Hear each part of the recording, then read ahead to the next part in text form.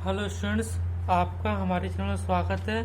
आज अपन ओसवाल का question bank, जो एक तरह से सैम्पल पेपर भी कह सकते हैं, जो मतलब नए सैम्पल पेपर है मतलब, और जो प्रीवियस क्वेश्चंस में आ चुके हैं, आज वो सॉल्व करेंगे। और एक क्लास 12 मैथ्स का है, क्लास 12 मैथ्स का सैम्पल पेपर। तो चलिए अपन शुरू करते हैं। तो इसका पहला क्वेश्चन देखते हैं। पहले अपन मल्टीपल चॉइस क्वेश्चन सॉल्व करेंगे, क्योंकि अब सीबीएसई में मल्टीपल चॉइस क्वेश्चन पूछने आने लगे हैं। तो स्टार्टिंग के 10 क्वेश्चन पहले मल्टीपल चॉइस क्वेश्चन से वो सॉल्व करते हैं। तो पहला क्वेश्चन क्या है? The value of sine inverse cos 3π/5। चल अपन इसका सॉल्यूशन देखते हैं। एक क्वेश्चन है, तो पहले तो अपन को इसको थोड़ा चेंज करना पड़ेगा। सॉल्यूशन साइन इनवर्स कॉस 3π/5 को क्या ले सकते हैं अपन? आप मतलब मैं सॉल्व कर रहा हूँ, आपको है ना पहले वीडियो पॉज करके आपको खुद से सॉल्व करना है। फिर आपको मेरे सॉल्यूशन से मैच करके देखना है कि मैं कहाँ पे गलती कर रहा था। तो अपन इसको पहले क्या ले सकते हैं? cos pi minus 2π/5। तो अपन इसको सॉल्व करेंगे 5π माइनस 2π, तो ये क्या आएगा 3π/5। तो मतलब सेम टू सेम ए लिखा हुआ है। तो sign inverse cos pi minus theta, यहाँ पे आप एक प्रॉपर्टी यूज कर सकते हो, जो कि 10th क्लास की प्रॉपर्टी रहती है। कॉस पाई माइनस थीटा, ये क्या होता है? Cos theta. मैं आपको जितनी फॉर्मूले हैं और जो प्रॉपर्टी हैं वो ऐसे क्लाउड में बनाता जाऊंगा, तो आप इनको रिमेंबर कर सकते हो। रिमेंबर आपको याद होना चाहिए। तो कॉस पाई माइनस थीटा क्या होता है? Cos theta, cos 2π/5।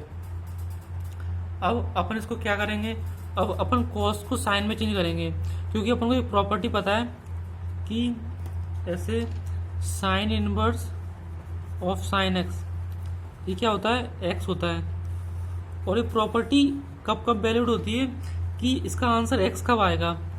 जब ऐसे जो इसकी रेंज होती है ना, एक्स की वैल्यू -π/2 से π/2 हो, तभी अपन sine inverse of sine x को एक्स लिख सकते हैं। क्योंकि साइन इनवर्स की रेंज होती है ना, क्या होती है? -π/2 से π/2।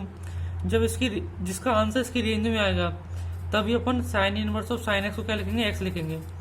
तो चलिए अपन इसको चेंज करते हैं। साइन इनवर्स, तो cos 2π/5 को क्या लिख सकते हैं अपन? साइन π/2 माइनस 2π/5, क्योंकि साइन 90 माइनस थीटा क्या होता है? Cos theta. तो लिखा दो सेम टू सेम है, लेकिन अपन ने sign inverse of sine x में बनाने के लिए अपन ने ये किया है। तो sign inverse of sine x, ये पूरा एक्स है, तो इसका आंसर एक्स पूरा आ जाएगा। ये π/2 माइनस 2π/5। इसकी अपन रेंज भी चेक करेंगे कि इसका आंसर इसके रेंज में आ रहा है क्या नहीं आ रहा। तो यहाँ से कितना होगा? ये 5π माइनस के 4π/10। तो इसका आंसर आया से π/10। अपन ने यहाँ पे मतलब कुछ प्रॉब्लम गलती भी की है कि आपको याद होना चाहिए cos पाई माइनस थीटा क्या होता है? माइनस cos थीटा होता है। क्योंकि अपन ऐसे ट्रायंगल बनाएंगे, इसमें ऑल पॉजिटिव होते हैं, all positive, sine positive, tan positive और cos पॉजिटिव। सेकंड क्वाड्रेंट में cos निगेटिव होता है, तो यहाँ पे cos निगेटिव आएगा। तो अपन को साइन बाहर माइनस का लगाना पड़ेगा, तो बाहर माइनस का, तो यहाँ भी बाहर साइन माइनस का आएगा, यहाँ भी माइनस, तो माइनस के π/10। तो अपना ये आंसर हो जाएगा। अपन को यहाँ भी ध्यान रखना पड़ेगा कि cos पाई माइनस थीटा क्या होता है? माइनस cos थीटा, ना कि प्लस के cos थीटा। ये मैं भी गलती कर चुका था, तो आपको भी इसको ध्यान रखना है, ठीक है। चलिए अपन सेकंड क्वेश्चन चलते हैं। और आपको ये फर्स्ट वाले क्वेश्चन में आपको ये पता होना चाहिए कि जो यहाँ पे माइनस का साइन आएगा, तो वो बाहर आ जाता है माइनस का साइन। कि ऐसे मैं आपको यहाँ बता दें, रिमेंबर में आप इसको भी यहाँ नोट कर सकते हैं कि साइन इनवर्स के अंदर माइनस होता है यहाँ पे, तो वो माइनस बाहर आ जाता है। और कॉस के केस में पाई माइनस करके होता है, क्योंकि यहाँ पे जरूरत नहीं थी उसकी, यहाँ पर साइन इनवर्स की जरूरत थी, तो अपन ने माइनस बाहर ले लिया। चलिए सेकंड क्वेश्चन देखते हैं। सेकंड क्वेश्चन ये मैं सैम्पल पेपर में बता दे रहा आपको। सैम्पल पेपर में ये है कि अपन को 4 मैट्रिक्स दिए हैं, ए मैट्रिक्स दिया, बी मैट्रिक्स, एक्स मैट्रिक्स और वाई मैट्रिक्स। अपन को ये प्रूव करना है A B plus X. Prove क्या, अपन को फाइंड करना है इसका आंसर क्या होगा, A B plus X Y का। चलिए फाइंड करते हैं अपन। तो ए मैट्रिक्स और बी मैट्रिक्स से पहले मल्टीप्लीकेशन कर लेते हैं। 2 - 3 4 और बी मैट्रिक्स 3 2 2। तो इसका क्या मल्टीप्लिकेशन क्या होगा, 3 2 6 माइनस 3 2 6 प्लस 4 2 8। तो 6 - 6 0, इसका कितना आ गया डिटरमिनेंट 8 आ गया। और अब अपन करते हैं एक्स इंटू वाई, क्योंकि अपन को जरूरत किसकी है, एक्स और वाई की।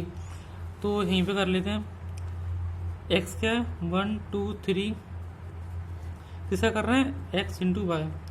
और इसमें अपन को जैसे बोला है कि ऐसे एक्स और वाई का बोला है, तो अपन को एक्स और वाई का ही करना है, क्योंकि अगर आपने वाई और एक्स का कर दिया तो आंसर चेंज हो जाएगा आपका। और 1 2 3 वाई का लिख सकते हैं 2 3 4 2 3 4। इसका कितना होगा 2 प्लस इस, ऐसे करते हैं, इसको बॉक्स लिया है यहाँ पे और इसका बॉक्स लिया है, तो इसका पहली एलिमेंट से इसका पहली एलिमेंट मल्टीप्लाई करते हैं। 1 × 2 2 प्लस 2 इसका सेकंड एलिमेंट, इसका सेकंड एलिमेंट 6 प्लस 3 × 4 12। तो यहाँ से कितना आ गया 12 और 6 18 प्लस 2 20 20 का डिटरमिनेंट। और अपन को फाइंड क्या करना है, A B plus X Y. तो ए बी अपना कितना है determinant 8, A B plus X Y is equal to, A B का डिटरमिनेंट कितना है अपना डिटरमिनेंट 8 प्लस, और अपना एक्स वाई का डिटरमिनेंट कितना है 20 का डिटरमिनेंट। तो इसके इक्वल हो जाएगा 28। ये अपना आंसर है। चलिए अपन थर्ड क्वेश्चन की तरफ चलते हैं। और आपको कोई भी डाउट आ रहा हो इस क्वेश्चन में तो आप मुझे कमेंट जरूर कीजिए, तो मैं उसका, क्योंकि आपको सॉल्यूशन मतलब उसका कुछ ना कुछ रिजल्ट दूंगा आपको ना, क्योंकि फिर आपका जो डाउट होगा, जो आपको अगले क्वेश्चन में भी सेम डाउट आ जाए, तो मतलब कोई मतलब नहीं रहेगा ये वीडियो देखने का। ठीक है, चलिए थर्ड क्वेश्चन में चलते हैं अपन। ये आपका थर्ड क्वेश्चन है, तो मैं आपको इसका क्वेश्चन सैंपल पे मैं दिखा दे रहा। ये थर्ड क्वेश्चन है, अपन को यहाँ पे एक्स की वैल्यू फाइंड करनी है। चलिए मैं क्वेश्चन भी लिख लिया, मैं आपको सॉल्व करके बताता हूँ। ये मैट्रिक्स नहीं है, सॉरी डिटर्मिनेंट है, ये डिटर्मिनेंट है। तो इस डिटर्मिनेंट को सॉल्व करना है और +3 और एक्स की वैल्यू फाइंड करनी है। तो अपन इसके अराउंड इसको ओपन कर ले रहे हैं, 2 इसको ऐसे किया और x × 1 x minus 9 × x 9x, और इसके लिए माइनस का साइन यूज़ करेंगे। अब मेरे हिसाब से आपको डिटरमिनेंट सॉल्व करना आता होगा, अगर नहीं आता है आपको तो मुझे कमेंट कीजिए, फिर मैं डिटरमिनेंट के ऊपर एक वीडियो बनाऊंगा जिसमें डिटरमिनेंट कैसे ओपन करते हैं, क्योंकि ये तो मैं अभी सैम्पल पर सॉल्व कर रहा हूँ, तो इसमें मैं हर एक कंसेप्ट को कवर नहीं कर सकता, ये आप भी जानते हैं। तो यहाँ पर -3 के बाद ओपन करेंगे तो x माइनस के 4x, x × 1x माइनस के 4x प्लस 2 के बाद ओपन करेंगे 9x माइनस के 4x, 9x माइनस 4x, और यहाँ पर +3 भी है, +3 = 0। अब इसको अपन को सॉल्व करना है, तो 2x फिर इसको माइनस के 8x, 2 माइनस के 3 x माइनस 4x माइनस के 3x प्लस के 2 9x माइनस के 4x 5x प्लस 3 = 0।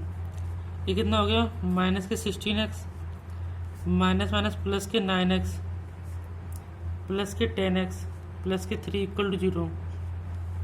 तो यहाँ से कितना निकल रहा है 10 + 9 19x माइनस के 16x प्लस 3 = 0, और यहाँ से कितना हो गया प्लस के 3x प्लस 3 = 0। x की वैल्यू यहाँ से आ गई -1, x की वैल्यू यहाँ से आ गई -1। यही अपना आंसर है। तो इसमें क्वेश्चन में कुछ नहीं था, खाली अपन को ए डिटरमिनेंट को ओपन करना था और कैलकुलेशन थी जो थोड़ी बहुत।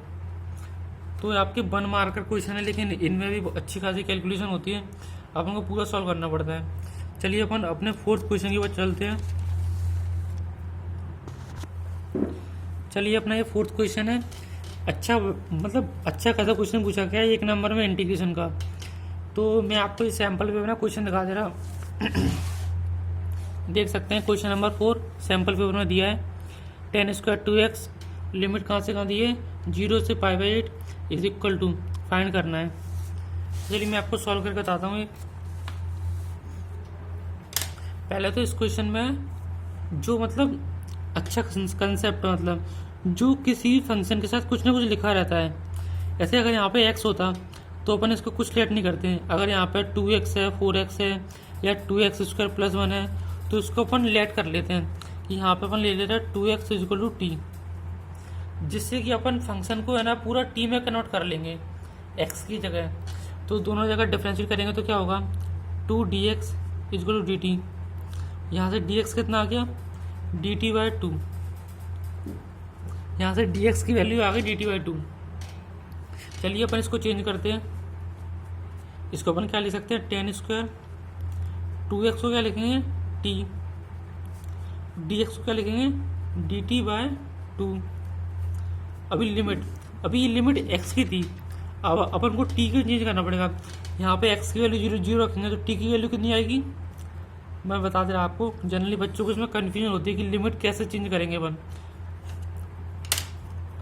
यहाँ पे x की वैल्यू 0 थी तो अपने पास रिलेशन है 2x = t। अपन यहाँ पे x की वैल्यू 0 रखेंगे तो t की वैल्यू कितनी आएगी, 0।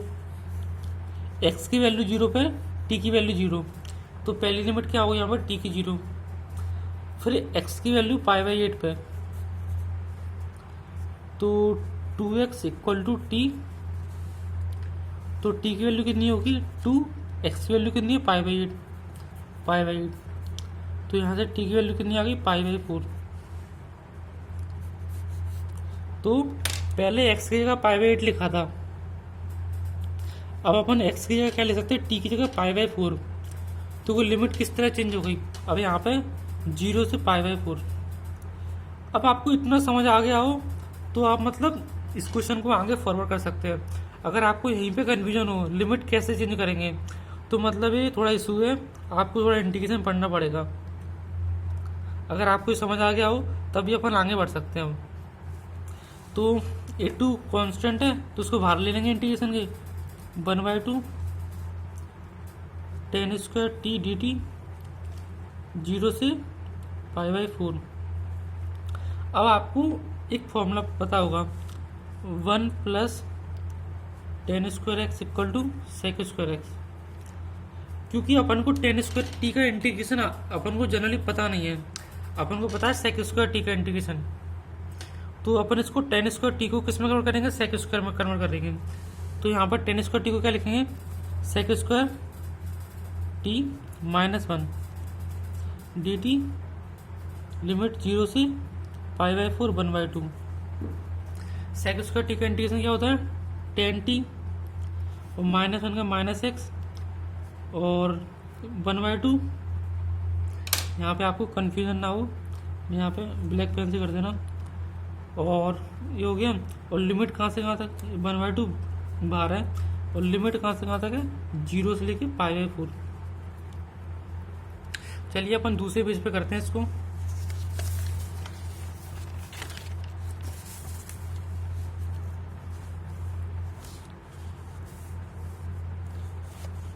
अब अपन इसको आगे फॉरवर्ड करते हैं। 1/2 मैं क्वेश्चन पे थोड़ी लिख ले रहा हूँ, मतलब नेक्स्ट पेज के लिए। यहाँ पे x के अगर t आएगा क्योंकि फंक्शन t का है, सॉरी 10t - के t लिमिट गई है 0 से π/4। अपन इसको आगे सॉल्व कर सकते हैं। अब 1/2 को अपन बाहर लिख ले रहे हैं, एक बार अपन लिमिट पुट कर दे रहे हैं। 10 पहले अपर लिमिट पुट करते हैं, 10 π/4 माइनस के π/4 माइनस यहाँ पर 10 0 कितना होता है, 0 और -0।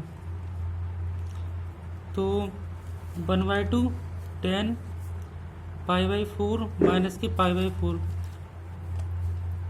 बस खाली अपन को इतना सॉल्व करना है। 10 π/4 कितना होता है 1 माइनस π/4 और 1/2। यहाँ से एलसीएम लेंगे तो क्या आएगा 4 माइनस π/4 और बाहर कितना 1/2, तो कितना हो गया 4 माइनस के π/8 आंसर। ये अपना बढ़िया क्वेश्चन पूछा, मतलब इंटीग्रेशन का 1 नंबर में। तो आपको ऐसे क्वेश्चंस की प्रैक्टिस होनी चाहिए। अगर आपके पास क्वेश्चन बैंक ना हो तो मैं आपको पीडीएफ फॉर्म में डाल दूंगा। आप बस मुझे कमेंट कर देना कि भैया मेरे पास पीडीएफ फॉर्म में अवेलेबल नहीं है, मैं खरीद नहीं सकता, तो मेरे पास सैम्पल पेपर है, मैं इमेज फोटो खींच के डाल दूंगा। चलिए अपन नेक्स्ट क्वेश्चन की तरफ चलते हैं। 5th question. इसमें 5th क्वेश्चन बहुत आसान है, मतलब मैं ऐसे दिखा दे रहा 5th क्वेश्चन। 5th क्वेश्चन में पूछा गया अपन को A dot B equal to half mod A mod B. तो बताना है कि ए और बी का एंगल कितना है बीच में। तो A dot B equal to half mod A mod B, और पूछा है कि ए और बी का, तो अपन को पता होना चाहिए कि ए डॉट बी को अपन क्या ले सकते हैं mod A mod B cos theta. अपन ए डॉट बी को लिख सकते हैं, तो ए डॉट बी को लिखेंगे mod A mod B cos theta equal to half mod A mod B. तो मॉड ए मॉड बी कट गया, तो कॉस थीटा इक्वल टू कितना आ गया 1/2। तो थीटा कितना होगा 60 डिग्री। तो सिंपल क्वेश्चन था, इसमें ज़्यादा कुछ करना नहीं था। तो गाइस अभी तक अपने 5 क्वेश्चन किए हैं, इसमें टोटल 30 क्वेश्चन हैं। तो मैं ऐसे 6 लेक्चर बनाऊंगा, मतलब अभी मतलब वीडियो की लेंथ ज़्यादा बड़ी ना हो, 15 मिनट के लगभग हो चुकी है। तो इसके मतलब 15 मिनट की लेंथ हो चुकी है। तो ऐसे मैं 6 वीडियो बनाऊंगा, तो मतलब पूरा सैम्पल पेपर आपका ख़त्म हो जाएगा। मतलब 6 लेक्चर में 15-15 मिनट में मतलब पूरे क्वेश्चन सारे हो जाएंगे जी। मतलब मैंने बढ़िया एक पेपर सैम्पल पेपर था जो सारे अच्छे क्वेश्चन थे इसमें। वैसे इतने टफ आते नहीं है, इसे सिंपल ही आते जनरली। तो आप इस वीडियो को शेयर करें जहाँ से आना, और सब्सक्राइब करें चैनल को और लाइक करें। Thank you guys.